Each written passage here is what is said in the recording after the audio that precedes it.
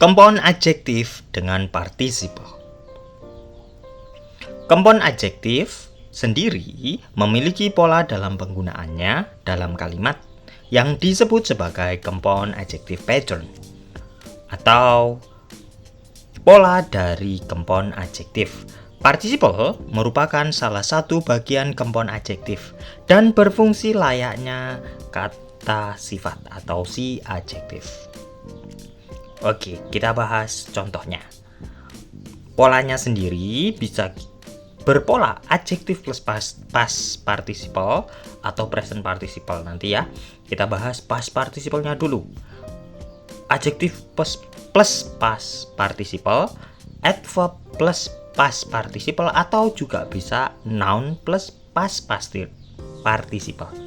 Contoh, old fashion untuk adjektif plus past participle, maknanya kuno.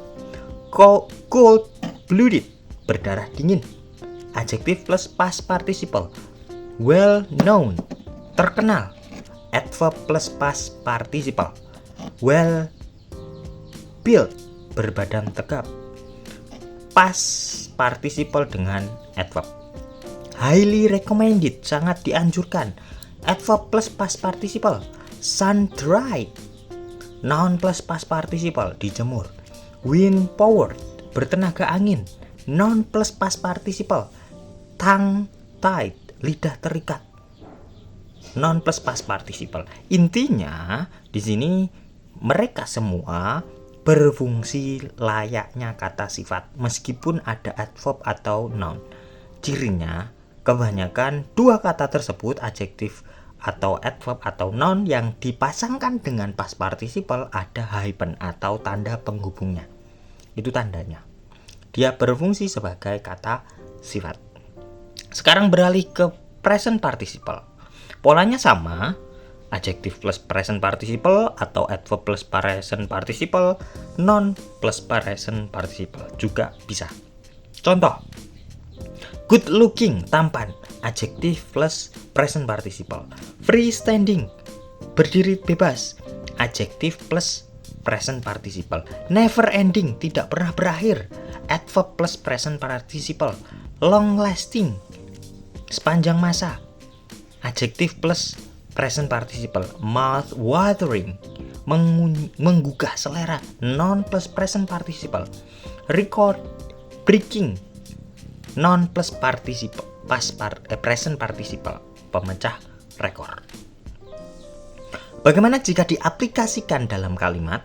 Contoh, you can contact the highly recommended seller by email or phone.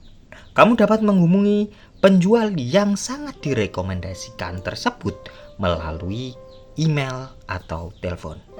The highly recommended seller itu adalah noun phrase yang dijelaskan oleh compound adjektif berupa the highly recommended.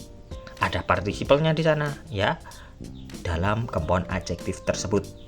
Contoh yang kedua, I'm looking for a freestanding fireplace that is easy to install. Saya sedang mencari perapian berdiri bebas yang mudah dipasang.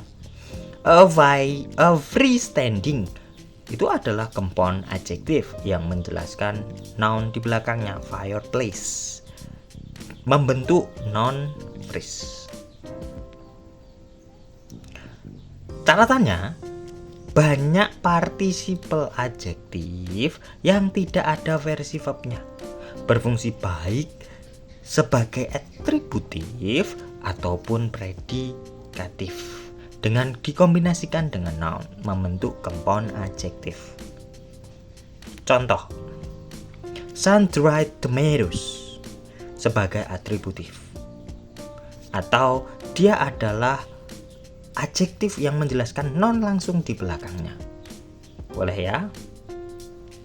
Atau dia sebagai predikatif, dia sebagai komplement penjelas subjeknya. Contoh, the tomatoes were sun-dried. Dia bukan verbnya. Maksudnya verb di sini dia bukan aktivitas yang dilakukan oleh si subjek. Hanya saja predikatif di sini menjelaskan keadaan dari si subjeknya. Maknanya kan tomat itu dijemur. Keadaan dari si tomat bagaimana? Lagi dijemur. Bukan aktivitas yang dilakukan oleh si tomat. Itulah si predikatif. Contoh yang kedua, wind powered car. Mobil bertenaga angin. Nah, langsung di depannya predikatifnya. Penjelasnya di depan, yang dijelaskan di belakang. Mobil bertenaga angin sebenarnya sama ya, cuma berbeda pola saja. Yang kedua, the car are wind powered. Mobil-mobil tersebut bertenaga angin. Sama. Bendanya itu dijelaskan oleh adjektif kempon tadi, kempon adjektif.